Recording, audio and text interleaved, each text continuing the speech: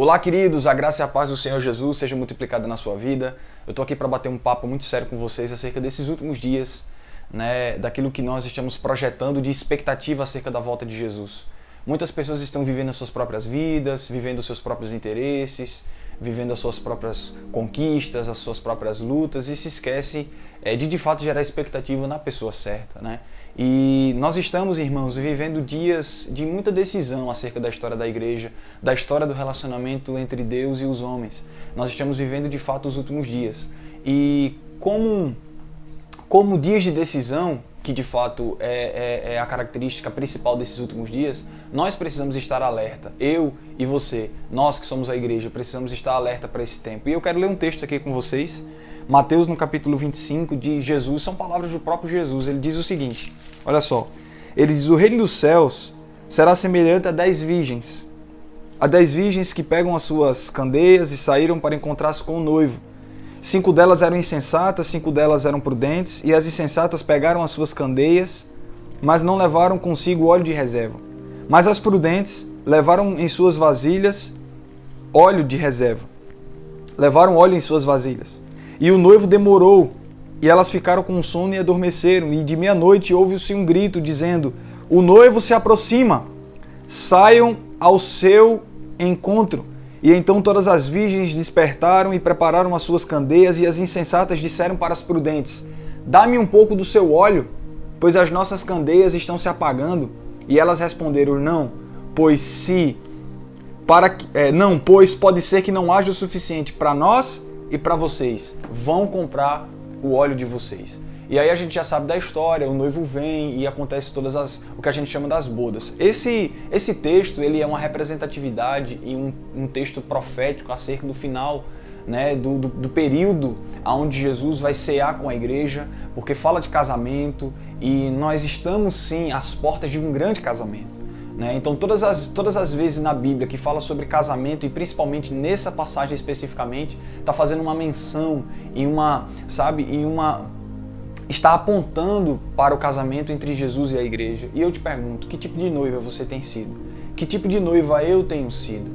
E essas tolas e prudentes que estavam aqui, essas 10 virgens, 5 tolas, 5 prudentes, e a diferença entre elas é que as 5 delas levaram azeite de reserva. Mas eu quero trazer algo muito, muito enriquecedor para a tua vida. Todas elas adormeceram. É impressionante que até as virgens que estavam com óleo de reserva, com azeite de reserva, elas também adormeceram. Isso me faz, irmãos, refletir de que por mais que a gente esteja fazendo uma coisa certa, por mais que eu esteja no caminho certo, talvez aquilo que eu esteja fazendo, que no meu ponto de vista esteja certo, ainda não seja suficiente. E eu posso ainda assim adormecer no meio do caminho. E talvez aquelas 5 que a Bíblia chama elas de prudente, o próprio Jesus chama ela de prudente, talvez aquelas 5 virgens tenham saído de casa e tenham dito: não, eu estou levando azeite em reserva, mas elas não se deram conta. Quando o noivo tardou, elas também adormeceram. Então, isso me faz, estar a cada dia mais perceptível e com cuidado de tudo aquilo que nós temos declarado, de tudo aquilo que nós temos nos posicionado nesses dias. E talvez a gente esteja vivendo as nossas próprias vidas, e o próprio Jesus diz: a vinda do Filho do Homem, a volta do Filho do Homem será como nos dias de Noé, que muitos comiam e bebiam, casavam e dassem em casamento. O que é que Jesus estava dizendo com comer e beber, casar e dar-se em casamento? Jesus está dizendo: muitos estão vivendo as suas próprias vidas, em seus próprios deleites, nos seus próprios objetivos, vivendo seus próprios sonhos, e esqueceram das profecias, esqueceram daquilo que está por vir. Eu creio, irmãos, que a glória da segunda casa, a glória da última casa é maior do que a primeira. Eu creio que nós estamos partindo para um novo ciclo, para um novo tempo da geração da igreja. E você precisa fazer parte disso e atentar. É por isso que Jesus diz, quando ele está no Getsêmani, para os discípulos, ele diz: vigiem e orem. Vigiem e orem para que vocês não entrem em tentação, porque o espírito está pronto, mas a carne é fraca. Ou seja, se nós não estivermos em constante estado de alerta, porque alguém que está vigilante, um vigia, ele está alerta a tudo que está acontecendo. Então o que é que Jesus quis dizer com os discípulos? Ele diz assim: fiquem alerta, orem, Porque aquilo que está acontecendo nesses dias, irmãos, o diabo, ele está de uma forma muito destrutiva, agindo sobre a terra de uma forma desesperadora.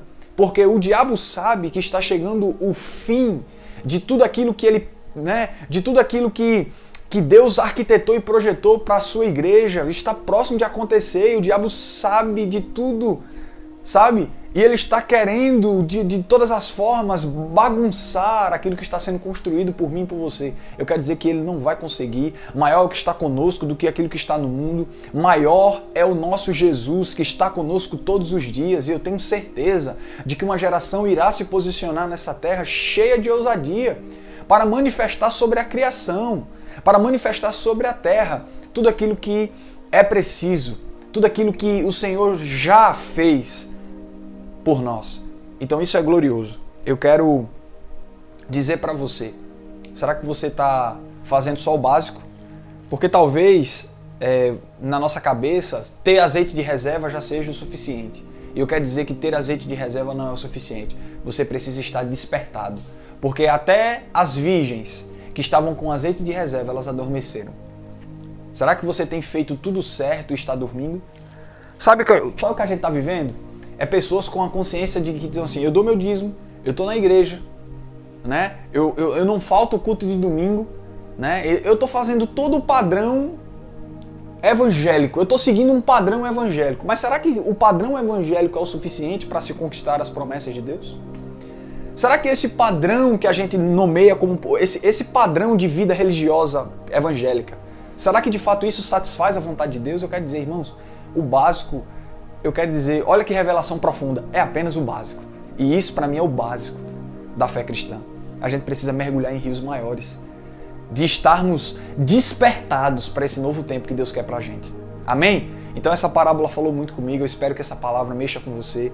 É um papo sério, é um papo de renovo para que você se levante no Senhor e que você nunca esqueça daquilo que precisa ser feito nesse tempo e nessa geração.